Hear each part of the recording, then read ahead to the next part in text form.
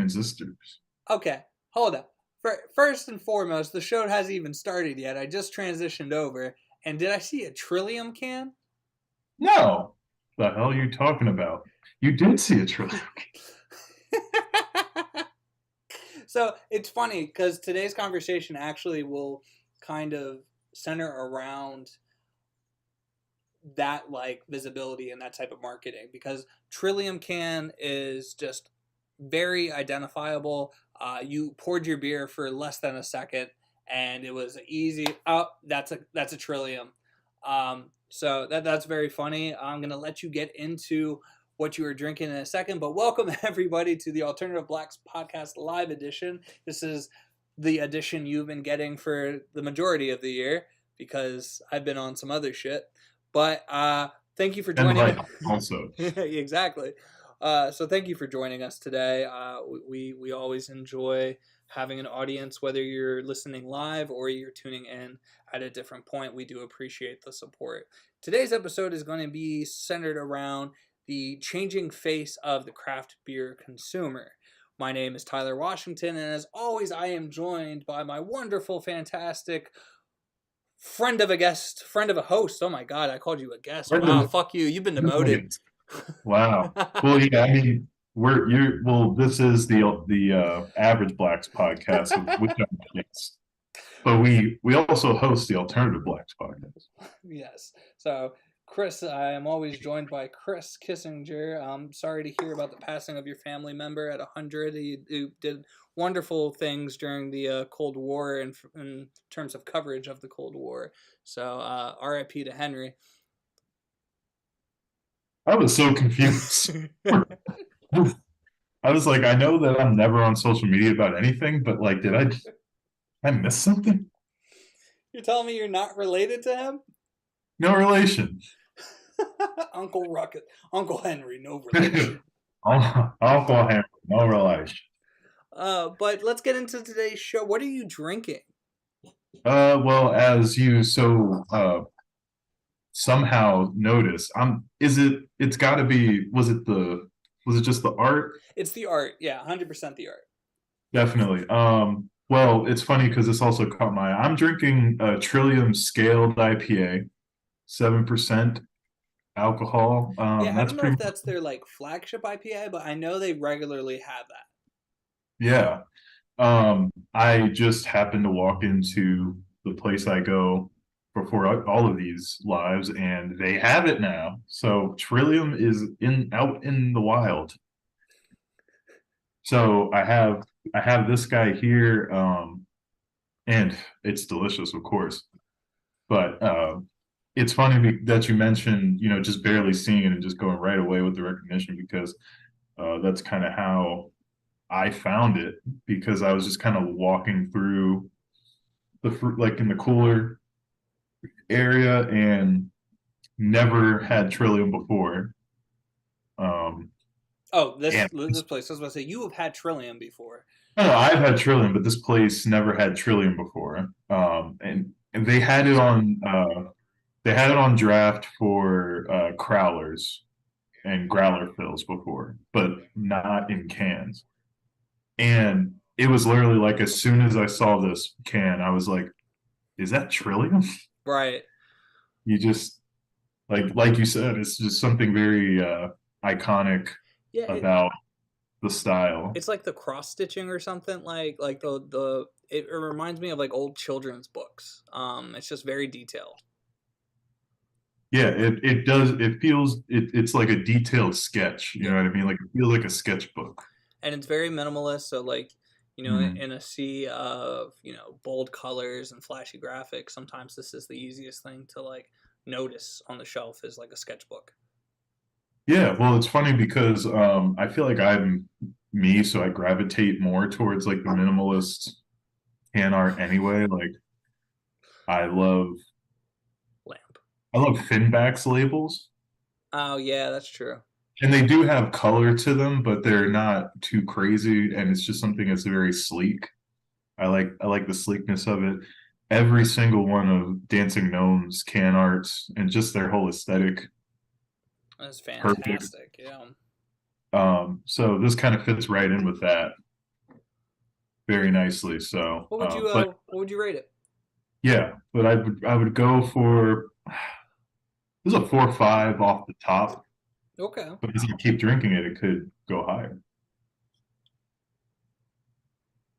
But it's super crisp, and the fact that it's obviously this is truly a New England IPA. It's an IPA from New England. So So it checks all my boxes. it checks all the boxes. So no, but it's crisp for, and I think that's what a lot of times like the New England IPA misses is like, yeah, it's got to be hoppy. It's unfiltered. It's juicy. That's what makes the New England IPA. But like the dry crispness in this one is just like perfect. It makes it more drinkable. I think makes you want to go back and get another one. It doesn't feel too much.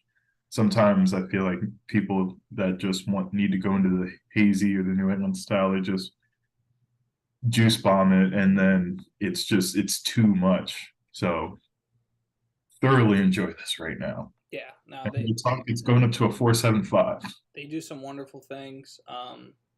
Absolutely love what Trillium does over there. Uh, yeah, Up yeah, there. yeah. It's a great beer. They do great beer. Oh, it's so great. I just don't have much like anything really negative to say about like what they do. Even their sours, like I think it's called like daily serving or something like that. And essentially, what they do for their like, they make sure that every can has the equivalent of a daily serving of fruit packed into it. That's how they like add the flavors to it. And so it's just this incredible juice bomb. Huh. How does one Well, okay, never mind. Dumb question. Moving on. Yeah, they're like it's gonna be it. We need to add. It's gonna be like okay, this vat's gonna have X amount of beers come out of it. So that's X amount of cans. So it needs to have this amount per can times this, and boom, like yeah, it's crazy, crazy. It's crazy. Yeah, but I What am you drinking. drink? I should have like dropped my can. It's taken forever. I'm so lagged behind. Mm, But I should have just had like my can sitting on like a shelf behind me. yeah. And then you should have cut out and cut back, and it's in a different spot. Yeah, yeah. Mad Elf on the shelf. Mad Elf on the shelf. Mad Elf, it's that time well, it's not just that time of year. Mad Elf's been out for a fucking A month as hot we've minute. So yeah, we bitched about that on the other episode, and it's funny enough. Over one of these weekends, we ended up going to like a distributor just to pick up a shit ton of beer, in terms of like Miller High Life, and um and I saw that they had Mad Elf, but they only had it in like I mean not cans, in bottles. And I didn't really yeah. want it in bottles anymore. I wanted to get them in cans because I knew it was there, and the only way to get it was a variety pack. And I didn't want a variety pack, so we did a big grocery haul this week. And at the one place that we went to, it had I knew it had the bottles. And I was like, "Fuck it!" I'm just picking up 4-pack of the bottles, whatever. I'm in the mood for it. It's been a rough week. Let me just do this. And went to pick up this 4-pack of it, and sitting right next to it was like a 12-pack of cans of Mad Elf. I was like, let's fucking go. And I just think it comes out better in the can format. You know, I it's just agree. you know, Now here's a question for you. Do you because I've just had the opportunity to kind of get back into Grand Cru, the Mad Elf Grand Cru. And I got to tell you, man, strongly prefer Grand Cru over regular Mad Elf. I mean, what are your thoughts on Grand Cru? I agree. I don't know, like just sitting here, what the like percentage of it is. I mean, Mad Elf is sitting like a 0.3% higher than our Grand Hat and Flash, but the Grand Cru. I like how you didn't say the number. You just that's how we have to say ABVs from now on. This is sitting about 5 points below Grand Hatton Flash. This one, this one's half a flash. This one's a quarter of a flash. But like, let's talk about this. This is only 0.3% higher, and is sitting in this tiny can, and we give it to you in full 16 ounces, baby. Yeah, there it is. In all its her 2 pixels of glory, But 10.7. but the Grand Cru bottle is like one of those big boy bottles, and For the that's big it's league bottles, you have to cork it. yeah, that sits at 11% as well. So hey, Yeah, and so it's actually 11.3, and I don't mm-hmm. know if Mad Elf is just 11 or if it's 11 point something, but I'm pretty sure the Grand Cru is 11.3. Okay, And but like I had a 4 pack of it in the you're so just it's not crushing them. it's not a 12 ounce, it's like a 12 what? Were you just crushing them? Like I had a 4 pack of them, just like throwing them back. No, I had a 4 pack of them like over between Thanksgiving and like Monday. One a day. You know, normal. Oh, hey, listen, delicious. Like obviously, it's always kind of satisfying to have like to cork a beer, uncork a beer. That's always fun. But there's something that's like so deep about the Grand Cru that like there's something. The Grand Cru is more cherry than it is honey. Mm. Feel like the I feel like the regular Mad Elf is like there's cherry there, but it's more honey, and it kind of makes to me for like I don't know. It's not as punchy, I guess, as I would like it to be. It's definitely not as punchy. Like I guess when you could think about it, it's the cherries there. But you're right. The honey kind of subdues that cherryness, and it's like imagine like the Manhattan cocktail, right? Like this is the best way to go back to it. And like that cherry that you get for Yeah, it, that Luxembourg or whatever the fuck the la la la cherry you get. like a Um, very brandied cherry. right, the brandied cherry. Now imagine if you take that beautiful brandied cherry, dip that in some honey, put some like seasoning on that, maybe like roll it around in some like bread, and then like consumed it, right? Why is that oddly accurate? That's the cherry flavor you get from a regular Mad You- Elf. Actually, you know what though? I'm gonna contest you on it in a little. Everything you said, except it's not the brandied cherry, it's a maraschino cherry. Right. Okay. And then so it. Oh, I think you're right. So, but it's Grand Cru is the brandied no, cherry. but it's the brandy cherry by itself. Uh, the Mad Elf, it's written down on the menu as that Luxembourg cherry, but then you get to the center of the cherry pop and you realize you've been lied to, and it's this maraschino cherry. Have you ever had a Manhattan when they put that cherry in it, like that red ash cherry? Do you know how fucking infuriating that is? One time I just wanted cherries in my Manhattan, but I didn't want to make brandied cherries, so I just bought the maraschinos and threw it in, and it's like it you would have I had to make the drink a little stronger. A little like I added like I think an extra dash of bitters to spice it more so that it kind of offset the sweetness of the cherry going in there Right. a little bit. I feel like Mad Elf is Peychaud's bitters, Peychaud's bitters, however you say that, and like and then like the Grand Cru is like the the Angostura. Mm. You know what I mean? Like it's like if you're supposed to use Angostura for like a traditional Manhattan, but maybe all you have is Peychaud's bitters on hand, and And, it just doesn't quite hit the depth that it needs to. and what are you gonna do? Not drink? Yeah, you just throw it in there and call it a day, but it could be better. Yeah. It could be Grand Cru. There you go. So I think that's like a very good description of Mad Elf versus Mad Elf Grand Cru. Um, but I think marketing like is kind of where we're shifting this conversation to go. Like the whole point of today's live, and Mad Elf, we previously discussed being something that was once a very like seasonal thing. We knew it was coming. It built out a lot of hype for it. It's still one of those things that you kind of look forward to every once in a while. Like I think I don't know if I had one last year, but this year I was really in the mood, and it might be because I let that like gap go, and Yeah, now I was really in the mood for it. Um, but as we discussed, you know, the access to it is kind of like waned the like intrigue, and it's not as like hard to get anymore. But with that being said, they early on Mad Elf was something that was marketed very well. Trogs has a history of doing something very well as these seasonal beers where like, ooh, I want the Nimble Giant.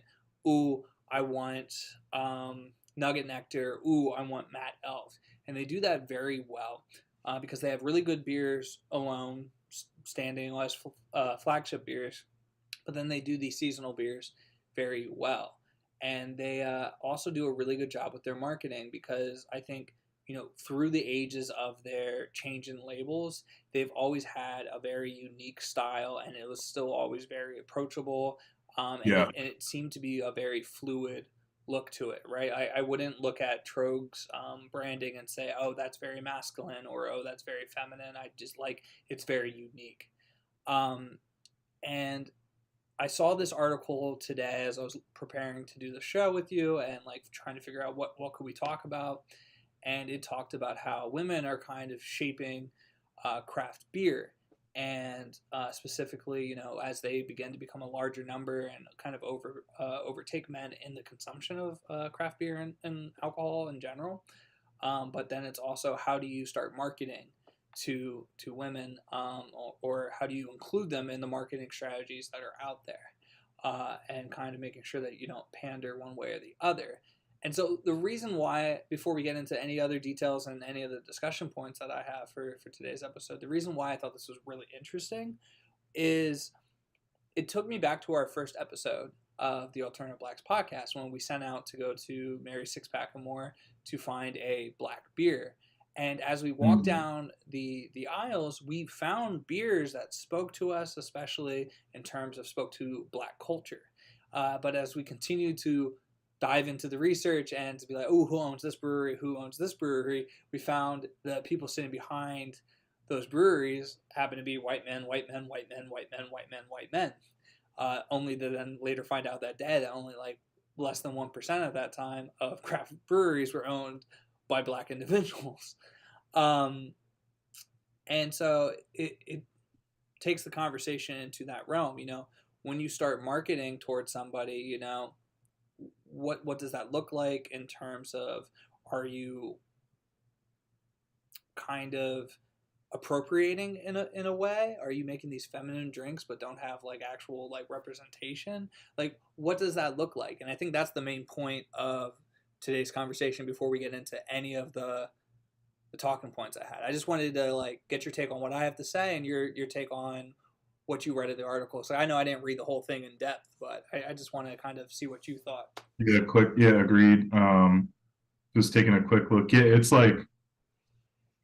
it's interesting. I think it's something we've discussed before in terms of like the biggest one of like the selling points, I guess, to like any business is really, hey, listen, this is why we want you to think about this aspect of your business. We're coming at it from the social standpoint. We're coming at it from a morality standpoint, I think, in a way where a lot of times they might at least say they agree with those sensibilities, but at the same time, money talks, and I think you know I think when you come at it from that angle of you have an untapped market here, you know, I that's see when what you did people there. are thinking. Unt- yeah, you just gotta pull the lever and something will happen. You let the good times flow. I don't know. Anyway, it's one of those things where it's like you have this group of people that traditionally the craft beer scene just kind of says, oh, well, this beer, they don't like beer, you know?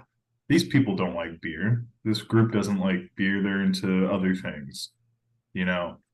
Um, but clearly that's not the case. It's more of a, there's nothing that appeals to them around the product. And so how do you bring them in?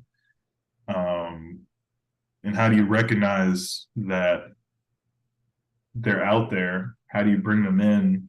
And I think that's where you get the hook for some of these businesses or some of these breweries in this case, right? Is you have this untapped market. Here are these people that want to drink beer, Mm-hmm. but sometimes like you walk into a place, especially a small brewery, if the aesthetic, like you go for aesthetic sometimes, or you just go for a vibe, the feel of the place. And if it's not hitting, excuse me, if it's not hitting, unless the beer is like out of this world astronomical, like there's so many breweries doing so many different things. If your beer is even like good, not great, just even good, just slightly above average, that's not good. That's not going to be good enough if you're off-putting to that person in some other way. They'll just go to the next place, or they'll just get something from a distributor and go home. Like what are you doing to make you special in What are that you state? doing? And obviously the goal of a brewer, I would imagine, especially like microbreweries and narrow breweries, it's really about making the best beer that they can. But, you know, at the same time, there's limitations to what you can do depending on just the means, the space, supplies, all that type of stuff that you have in your situation. And, you know, you have to stand out in another way. And I feel like obviously from a morality standpoint, um, you should be wanting to appeal to everybody and make your space feel inclusive of everybody. Uh, but that doesn't stick with a lot of business owners in general. Um, Yeah, some so and I feel like that was the big point of this article. Like the more I look back on it, was talking about not just like while there was a conversation around the ethical elements of it, it was more of the focus on the practical and business elements of making a more diverse and inclusive brewery. And I think that's where we get into this weird seesaw of DEI. Like where does like diversity, equity, and inclusion play a role in craft beer? Because if done right and balanced properly, it's a good thing, and it works on the right levels. But depending on why you're using it, it might tip the scale the wrong way. And so if it's purely looked at as a way for gain, it's appropriating. This is where you utilize being an ally, only because being an ally in the moment is profitable, and as soon as it's not, maybe that stuff's going to go out the window.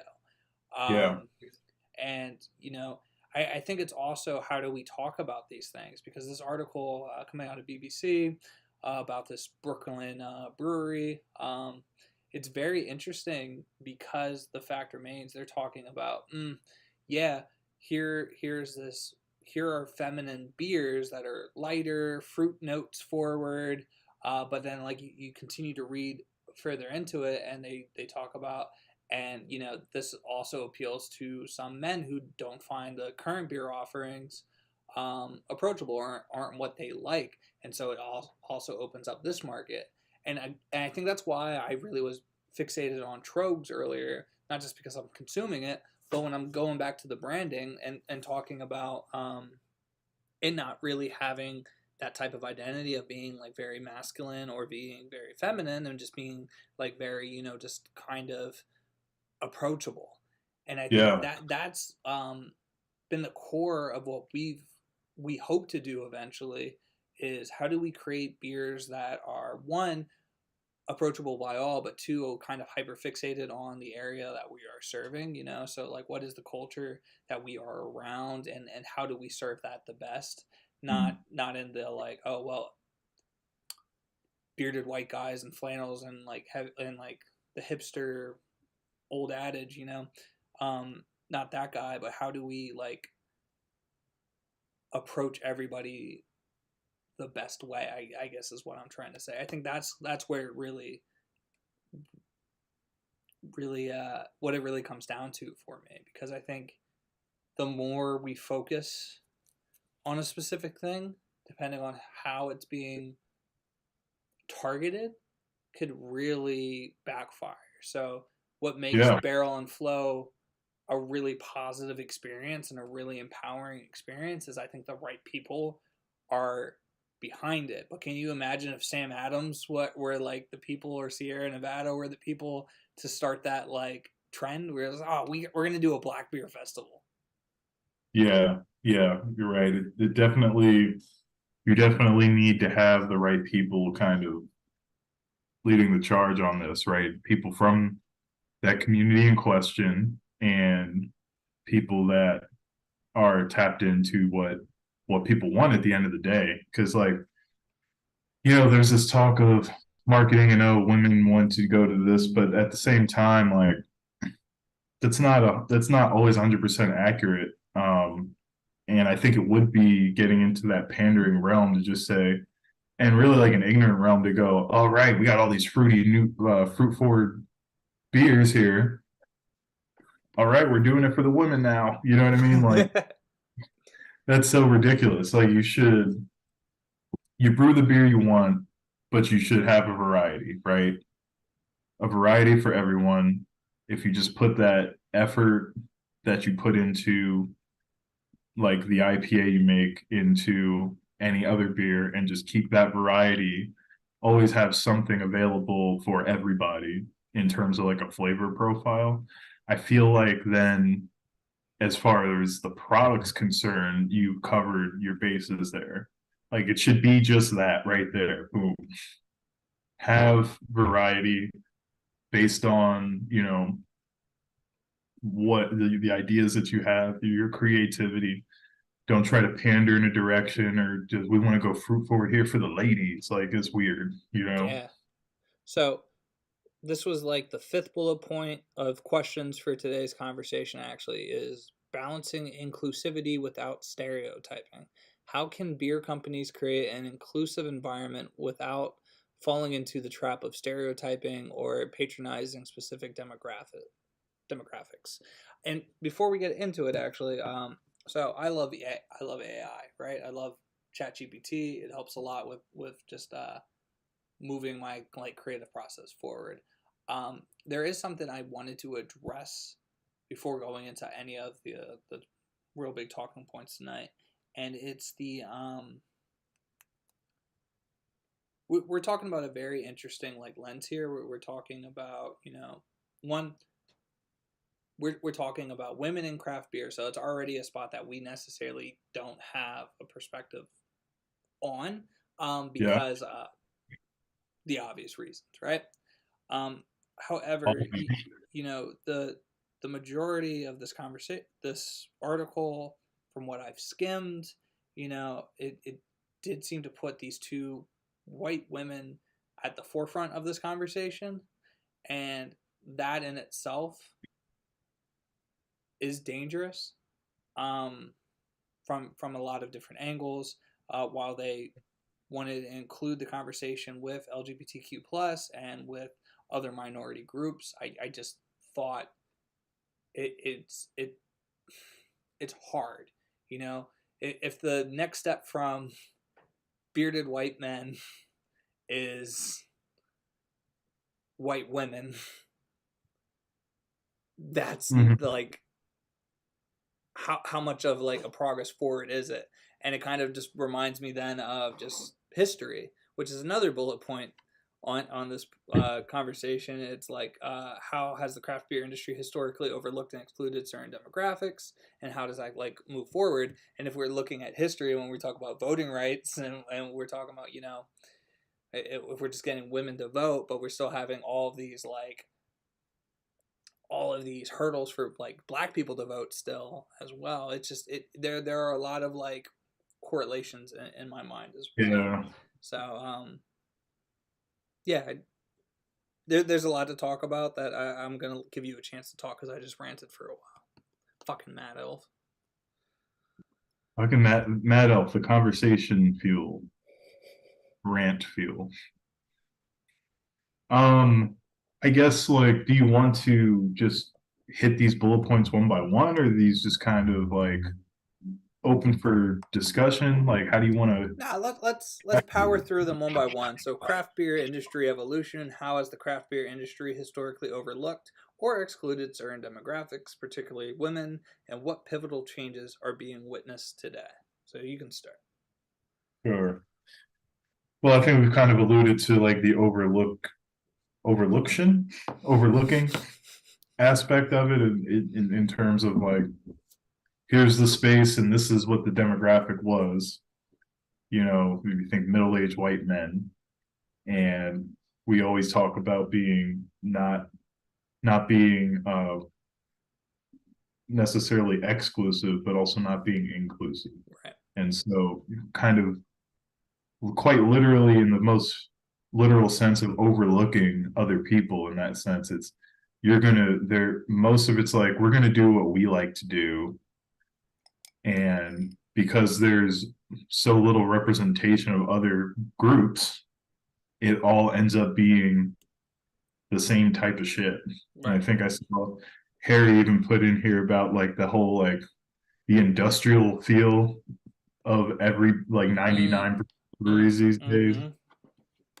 Yeah, it's been a while since I've been to a bar that wasn't an industrial interior type. That was even in Chicago when I went to fucking Goose Island of all places. Like, was this faux industrial like setup? Yeah, and it's like in one aspect, I get it. If you're literally brewing out of the space, like say like a Love City, where you literally like the brewery's right there. Like they just like put a wall up and put the bar in. Like Right. that's a little different. But like if it's its own secluded space, or if it's just a tap room and you're not even like producing there, like let's get some new ideas going, guys. So I think that's like the big one in terms of how are we overlooking, how is the industry overlooked? Hold up. I just want to like I haven't looked at this for the longest time, but just shout out to Harry for being in the little chat. I Heck had to yeah. pull it up. Heck yeah. I saw him in there. I'm like, I gotta try to keep up with it this time. Yeah. So I just pulled it up so I could see it as well. But no, keep going off, King. We we are so whack. We don't we sound weird saying shit like that? Go off, King. That's why I say it. Like, fuck it. Why not? Indubitably, I shall. Indubitably boops. Indubitably. So, you pair that non-inclusivity, but also with the non-exclusivity. So you get this whole like the easiest way I can think about it is like the letter from Birmingham jail, letter Martin Luther King, where he talks about the white moderate being the most dangerous thing to black people's freedom. And It kind of goes back to this situation. I think it's kind of what the world has like pushed to is suppress the extreme, and then just pretend that everything's okay. And that's really where that like point came to for me, was like yeah, thinking of that most dangerous thing. And it's like, okay, out of everything that we've seen in history, why are we still kind of like taking this tiptoey approach to this. Like, okay, if we make this the more, commonplace thing, or if we can just get white women into the brewery more, this could really open up the door for change. And it's just like, well, this sounds like trickle down economics. Like, and then how long, like, forward, like, because when you start looking at the kitchen staff, when you start looking at like bar backs and stuff like that, depending on where you're at, you know, it's like, okay, cool. Yeah, you have all these people from the neighborhood working here, but who owns this? Who's making the money off of it? Same conversation with the NFL and like the NBA. You're talking about like, yeah, great, you gave all these guys money, but what money are you making off of this? Right. Like, where is the ownership still? Where's the ownership? But even like from the aspect of like the patronism, right? It's like Mm. craft beer is expensive. But it's like, are you able to let the like people from the neighborhood, are they able, is it accessible financially, number one, but then also, once again, how are you reaching out and letting people know as a business owner in the neighborhood that you're for the people in the neighborhood? Because at the end of the day, that's who's going to support you. Like, if you can get the people from the neighborhood to support you, you support them, then you're always going to have a source of business. So once again, it goes back to that, like, you push in like the gentrification ideal of it, where it's like you push in to a neighborhood, you set something up for yourself, you don't acknowledge the history of the area, you don't acknowledge the people that are there now, and you just rely on your type of folks from the outside traveling over and patronizing your location, So all the while just marginalizing those people further. so let's discuss the impact of like gender focused marketing in the beer industry then, right? Let's just take this to the next like bullet point, because I think this is a good like segue, right? Yeah. How have recent shifts in marketing strategies influenced consumer perceptions of industry norms? And like, have you seen anything like, so for marketing, like what have you seen marketing wise for beer? Because this is the conversation. Like, do you see a lot besides like the big players like craft, like the macro companies? I don't see too much. Yeah, and it's interesting. I think I don't know if this is more of just a structural thing, but it's like you see like in marketing in terms of, say, television commercials. Okay, well, that's only the macros, the people that have the money to post this thing, which fine, right? um I am surprised at the like slight lack of other types of advertisement. Although things start to come around, I think things are starting to come around a little bit more in terms of like you're on a website and you get a banner maybe, or you're on Instagram or YouTube and you get an ad banner or something for maybe a brewery.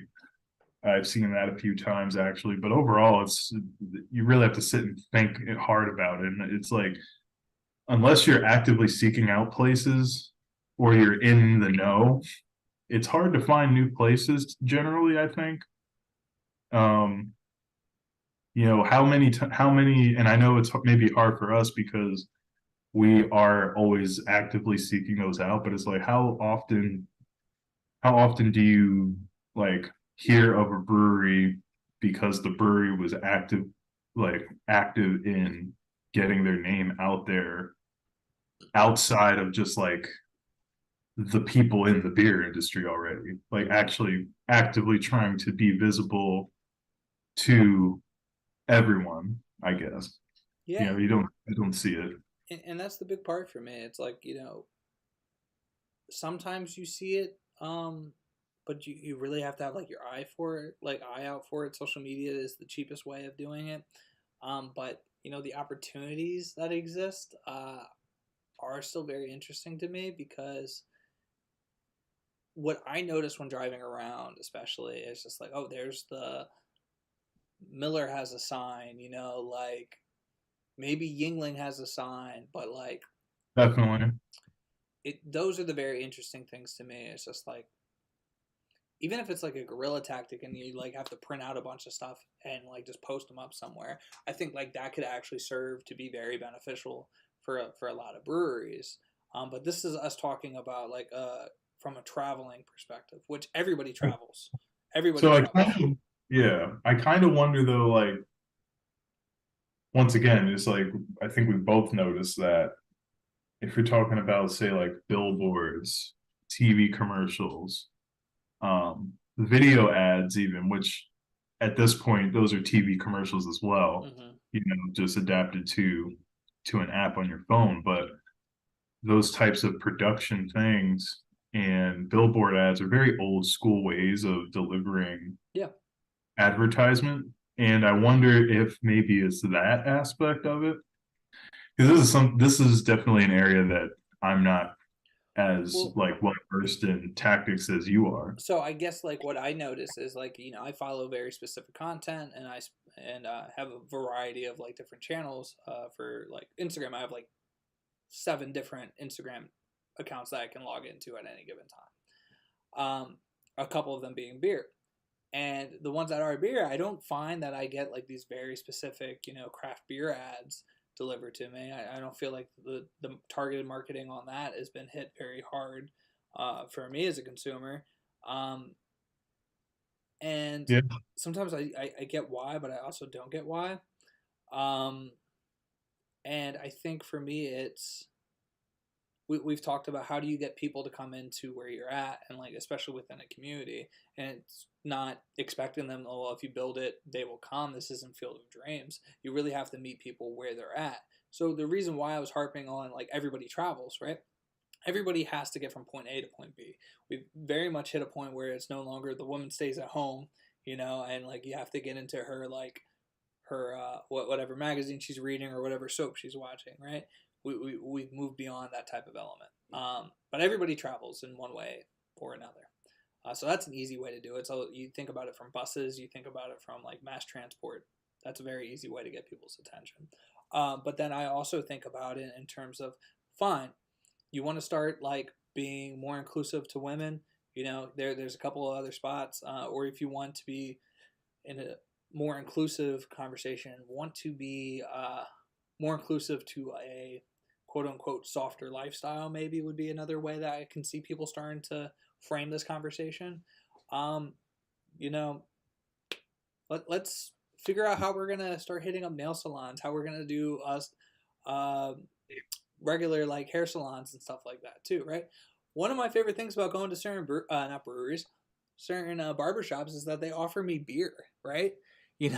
Like what are Good. for as Good. much as you're paying for like your hair to be done at a salon and shit like that, you better be including a glass of wine or some gin or something like that, which some do. But like now, why don't I try to get my A glass of wine or some gin. one Like of them? Those are my two options, women. why did we elevate so quickly, escalate so quickly to gin? Because gin's for everybody. I can either have a small pour of wine or I need gin straight. But I think like there are ways to like advertise, to like start getting the stuff out there. Okay. Um, and I think that's a very like potential option, is to like how do we, if you want to navigate and find people where they're at, this is one way. Um, but I just don't think, because it's so niche and because it's so like such a micro like cosm of trying to grab somebody, maybe online marketing isn't the like right way to like go about it. While you can identify it a little better and say like, hey, I want people from this like area to like see this, or this geolocation to like to get these ads. Maybe the cheapest alternative really is just like buying 1,000 stickers and start posting them up. I know one of the best ways, like I like if I go to like a craft beer store or something like that, and I see stickers posted around, I might be like, oh, I know that brewery because of that sticker. You know, um, Right. so I just think it's going to take branching out from. I know it's going to sound counterintuitive to what I just ranted about. It's going to take thinking outside of the traditional box to actually hit the market where people are at. You know, like if you want to get people outside of the traditional craft beer consumer, you're going to have to think untraditionally of where you market, and maybe not untraditionally in the sense of like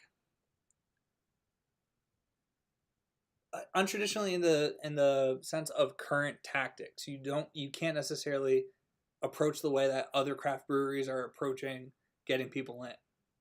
Yeah, I agree with that. And I guess like since like the more you talked about like online tactics, even it's like I think beer, especially depending on where you are in the country, it can be hard. I mean, you know, I feel like online ads at this point, it's for people to purchase something online. Right Like now, right now, immediately I'm going to have this instant gratification to your of, doorstep.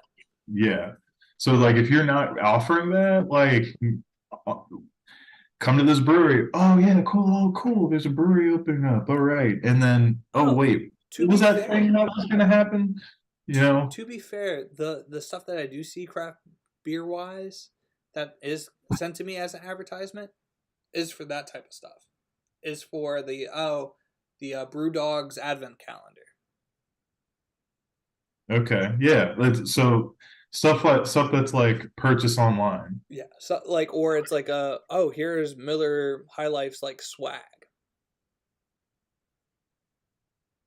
True. Which I don't know why you'd want any of that, but Right, but that's what makes sense because like for just the saying like, oxymoron, oh, but that it is but it's not like come check out our brewery. true. Um, but once again, then it's also like those are still more effective for those bigger companies because they already have brand recognition Right. and you don't really want to buy, you're not going to buy a t-shirt for a brewery that you probably don't know unless the icon's super cool, I guess. No. But I'm it's like, yeah, I'm gonna take us to our next conversation, like our next point though. We're not gonna hit all of these because it's almost already 8. yeah, But this one I think makes sense. Why is representation crucial in the craft beer community? How can a lack of diversity within the industry affect its growth and appeal to a wider audience? And this is what we usually talk about anyway, so I thought this would be a quick one. why is representation crucial? Yeah, I think it goes back to what we were talking about earlier in terms of like it's not just seeing women in the space uh, that will kind of because I feel like because of the way because of the way our culture is and our history is, it's a slightly different issue than just a black issue where it's like you can see women in a space and be fine with it, and that could be a contained white issue. It could be a gender issue that's contained in the white community only. And I feel like that's unique when we're talking about the angle that we usually attack it with. But it's like if you can have people, I think, in that space, obviously it becomes a little more welcoming for if you see someone who looks like you or is the same gender as you, right? But even more to that, I think it goes to what we were talking about marketing and how to relate to people. Because if you have women there to make those to help make those decisions or to run ideas by, you know, to be a part of like the creative process in your business in your brewery, then now you have a more diverse think tank, right? And you're going to get a more well-rounded idea of, hey, we want to do this idea. Okay, well, have you thought about this? Oh, we haven't thought about this. You know what I mean? So I think representation matters in that aspect too, and I think it's a little more direct in this because like the cultural there isn't quite the deep ingrained cultural issues that there is when we're just talking about blackness in general. Right. So I think it can be a little more like insert person immediately see a result that's easy to see, you know. Yeah. And I think that's a good point too. I think, all right, so we talk about beer in one element. If we talk about, middle-aged like white men being the big driving focus, right? So the next step obviously would be, well, let's go middle-aged like white women, right? It's not a crazy like jump off point. But as we get even further away from that and we explore more like intersectionalities of everything, it's, you know, well, let's make it even wilder. Let's explore what does being in craft beer as the like black trans woman, like what does that look like? And that's where we get into a really like wild um, conversational piece, because we're talking about safety. We're like even at a higher level for so many different reasons, and really not a space that is necessarily made. I can't go out of my mind and like off the top of my head and say here's a craft brewery that is very specific on being a safe space for black trans women. Like I cannot do that. I can think of like breweries that are black women owned. I can think of black owned, Latino owned, like Latinx owned. Like I can think You about have, all like gay owned. Like I can think about these breweries. yeah. I can't think of that one, and there might be one. I don't know of it, and I feel like I would, or if there is one, I should, and I need to do better. But that's where I think a lot of the work needs to move on to. And while I think this article is really good, and I think this article is very important, this is the further, this is what we're kind of always reaching for is cool, that's fine, and like great, make your like your steps forward. But I have a whole book here about like the history of early women owned craft breweries, like white women owned craft breweries. Like we got books about this. We can move past this element of it. Correct. Yeah, agreed. I agree with that wholeheartedly, and I think that's why you kind of get into, and then there's dynamics in, you know, in groups and intermingling different groups, and those dynamics that are kind of that make things even harder in terms of like, you talk about women's rights, but then there is a double marginalization happening if we're talking about, women of color. So they're getting like the double whammy, right? Right. And then there's those who are fighting for women's rights who don't believe in the racial aspect of it. So Yeah. there's this fight going on, right? So it's not like a one size fits all type of solution here. I think when we're talking about this particular thing, it would solve an extremely specific lane of things that wouldn't like just necessarily make it safe for all of those people in that group because of the racial aspect. No, I That agree. we must acknowledge that. This is definitely something I would love to continue with in a deeper, like more analytical, like really put our thoughts down and come up with some like strategies and answers and like our perspective on a lot more versus just kind of talking about it like we do on these, which I love. It's very helpful. There is one more bullet point out of the 10 that we had. Um, a lot of them I felt like we talk about in different capacities. Like we talk about social responsibility of brands a lot, and what is the responsibility.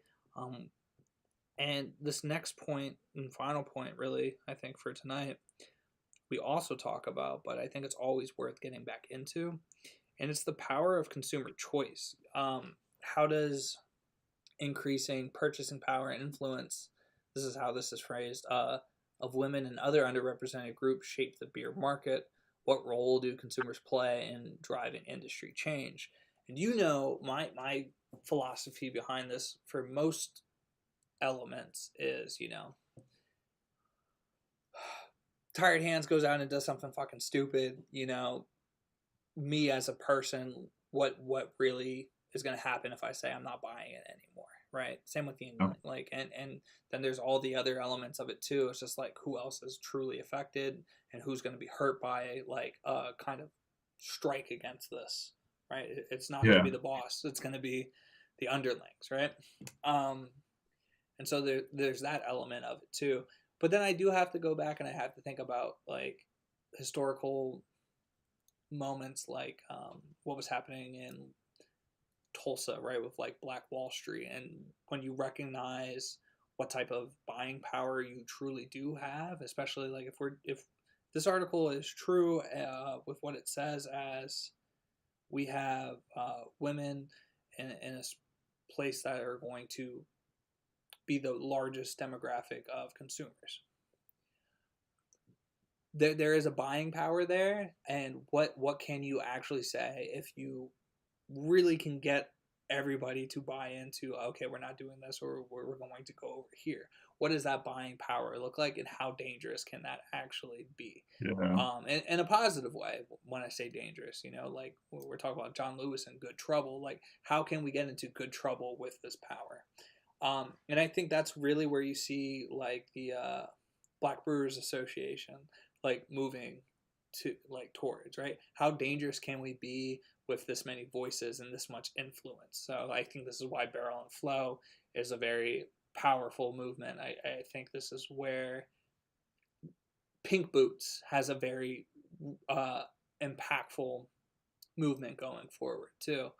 And I think individually, where our responsibility is, it's as we gain more influence, as we get more vocal and have a bigger voice, it's how do we hold people accountable? How do we pave a way, and like not just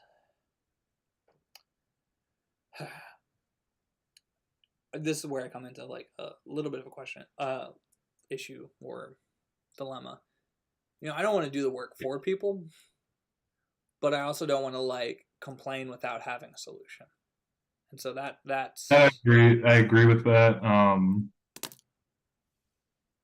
That is like the challenge, right? It's like fix this. Okay, well, what do you do? Well, all we can do is we need to come up with something to throw out there, and force them to explain why this isn't viable. You know, put the onus back on them, because it's easy to criticize without having solutions, and it's also easy to say, hey, you're saying all this, but what is your solution? And I can't do things because of XYZ, and then you have to force that. It's a like a comment response type of thing, right? So yeah, I mean, I think yeah, going in and kind of having like a think session and try to come up with some ideas is definitely the beneficial route. Um, in terms of the buying power thing, conversation, mm-hmm. you know, I do think the more invested you get people uh, in issues and in thoughts on social justice, I think then you have the chance to really affect people with your buying power. Unfortunately, right now, the consumer base is such that all the people that really care are just a drop in the bucket at the end of the day. Mm-hmm. The people are just going to go anyway. And maybe that's something that needs to just that's something that needs time, I think, in general, because I think a lot of these issues, I mean, a lot of these issues are the people getting in trouble. They're the previous generation. There's things that the previous generation, I feel like there's a point where you hit a certain age, you can become maybe a little more, you can flex a little bit, but you can flex only so far. And you just are who you are. And so, Bill Burr. yeah, like that consumer base is the same way. And if the mass of the consumer base is that, they're not going to be offended to the point in any situation where they're going to feel like they want to boycott a thing. So I think it really comes down to, you know, it really comes down to maybe trying to be a little more creative, um, to try to affect that power, use that power effectively. But maybe it just in this very specific situation in beer, perhaps it's just in perhaps it's just you just have to wait. You just have to wait a little bit for the tides to change, if you will, for those older people to leave, and for like our generation to start coming up a little bit more. So, in an effort to illustrate both your point and to back reference what I meant by Bill Burr, um, it's you we see some breweries that have some questionable things, and it's the question behind the buying power of, do we just take away this economic impact, and how's that going to affect it? Well, while our impact is powerful, it might not be quite yet powerful enough to disrupt the whole market, because this market power still exists. But eventually what happens is you as a brewery who do these questionable things, and you get away with it, you get away with it, and you get away with it, and then you're sitting down in an interview one day and you say the same thing that you've been saying and you've had backing power for so long, and now you say it and you get questioned about it and you see an immediate drop off, and you're like, well, where's everybody that supported me? And they're all dead. Right, right. It's it's the what was it, the Bill Burr's Duck Dynasty thing? Sigh. It's like, They yeah, told me I was a good boy. I thought I was a good boy. No, I think you're absolutely right, and I think it's tough to like try to hold on to that and try to understand that, like, that change is coming. We're talking about an industry that really popped off starting in the 80s, right? 1985. So you're thinking about people that are like, who were 21 then, who were born in the like what 1960s. Yeah, So like parent generation, a little older, and it's, we're starting to hit the age that they were in that like big boom. It's young. Like we talk about hip hop as being a very young, music yes, genre. This is younger. right. So the change is drastic over those decades, right? Because it's only been a few. So over this time, the change feels drastic, and it is drastic. But like just with like hip hop, there's an old guard, and this is what people of a certain age most generally think about what hip hop really should be here, or is, or what hip hop music is. And then you have like the younger generation trying to push it forward and trying to do things, you know, off of that. And then so you have like this balance, right? This tug of war.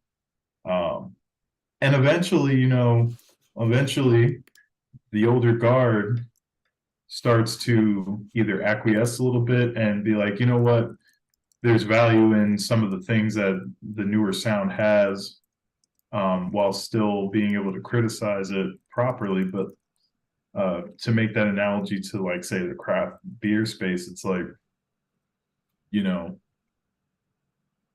we want to see what we want to see. I feel like uh, I feel like the analogy of it is like we want all this crazy creativity, but sometimes the old guard and what they made, like it's good and that stuff should still be there as a base.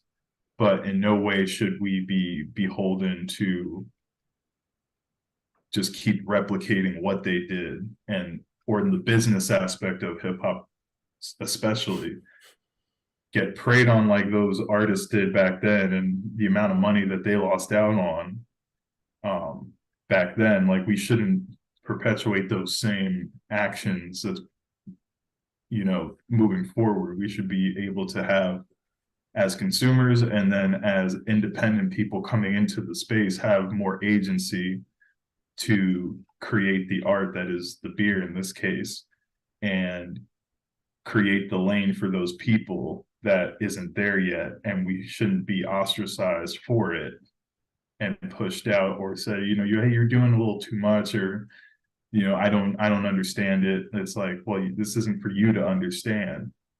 So I think there's an aspect of that as well, where it's like at some point it's just they're going to be them, right? The guys are just going to be the guys, and maybe it's just bide the time and create those lanes where you can create them, get the foothold, get the support that you can sustain your business and your career in the space. And then when it's time, the consumers and the people will bolster you. The people that you've made the connections with, the people that you have, garnered support from, that you relate to, they're going to hold you up in the end. And so I think it's kind of like what Black Beard Traveler said when we had him on, right? It's that three-pronged attack. I think the most important one is getting in there and then turning around and presenting that open door to people to come on in as well. No, that's absolutely correct. I think this is the perfect place to end. Yeah. Like that was the sermon. Like that's perfect for me.